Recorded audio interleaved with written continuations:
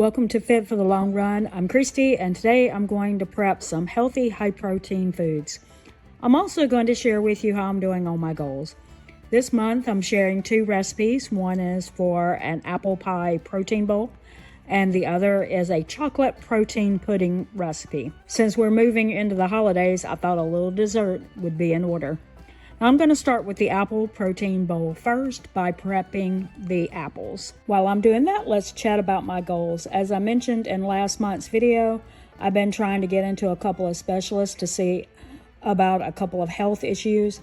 I do finally have the appointments set. One is set for a couple of weeks from now. Thankfully, that one is the most important one. I already know that the appointment is just a consultation though, and that they will set an appointment for a test. So I don't know how much longer it'll be before that gets settled. The other appointment is with the other specialist is set for January. Thankfully, that appointment is not as urgent, so it should be fine to wait that long. As far as my allergies go, I was doing pretty well until last night. And with this weather change that we have coming, like the pressure's building up here and then a cold front's coming in, I'm dealing with like a scratchy throat and a cough again, so I'll probably have to take some Allegra D to get this cleared up. But yeah, other than that, I'm doing pretty good. Now let's talk about my fitness. I've been training for the Run Disney 5K race that's in January. So far, so good. Every week, I have been increasing my pace by, the hope is by 30 seconds every week. But my training plan had me started out slower than I actually walk anyway. So I've been ahead of it. And so, you know, in the next few weeks, it might get harder, but so far, because the pace listed in the training plan is slower than I actually walk anyway, it hasn't been too difficult. As far as my reading goals go, I am still reading The Silent Patient. I've just been struggling to get into it. I don't think it's the fault of the book. I just get into moods where I don't take the time to sit and read, and I've been that way lately. Let me know in the comments if you ever struggle.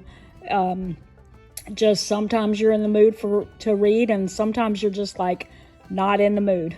Anyway, that is all I have as far as goals go. Now let's show you the rest of the food prep.